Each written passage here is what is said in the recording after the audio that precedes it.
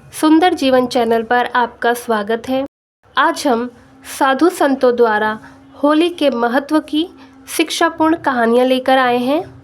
भारत में साधु संतों ने होली को केवल रंगों का पर्व नहीं बल्कि आध्यात्मिक चेतना, भक्ति और सामाजिक एकता का प्रतीक बताया है।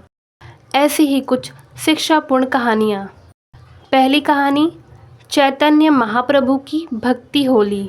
चैतन्य महाप्रभु भगवान कृष्ण के अनन्य भक्त थे।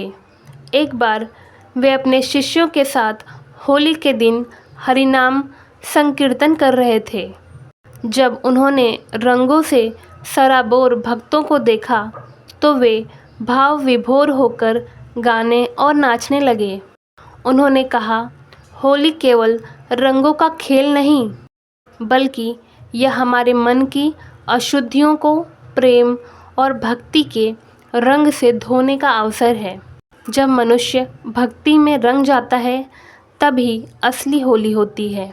इससे हमें सीख मिलती है, होली केवल बाहरी उत्सव नहीं बल्कि ईश्वर की भक्ति में डूबने का और प्रेम का रंग फैलाने का भी अवसर है। दूसरी कहानी, संत कबीर और सच्ची होली। एक बार संत कबीर के पास एक व्यक्ति आया और बोला, गुरुजी, आप होली क्यों नहीं खेलते? संत कबीर मुस्कुराए और बोले, जिसने खुद को मोह, अहंकार और द्वेष के रंग से रंग लिया उसकी होली अधूरी है। सच्ची होली वह है जब मनुष्य अपने मन को प्रेम, सत्य और भक्ति के रंग में रंग ले। फिर उन्होंने कहा, अबीर गुलाल प्रेम का हो, भक्ति रंग रंगाई, मन न रंगाए रंग में तो सभी रंग लुप्त जाई। संत कबीर की यह कहानी हमें सिखाती है कि होली का असली उद्देश्य मन को शुद्ध करना और प्रेम, करुणा के रंग में रंगना है। तीसरी कहानी, भगवान श्री कृष्ण और नरसिंह मेहता की होली। गुजरात के प्रसिद्ध संत नरसिंह मेहता भगवान श्री कृष्ण के अनन्य भक्त थे। वे अपनी होली केवल कृष्ण भक्ति के रंग में मनाते थे।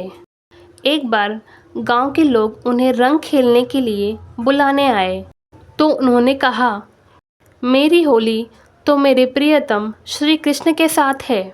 जब मैं हरि का नाम जपता हूँ तो मेरा मन प्रेम और भक्ति के रंगों में रंग जाता है।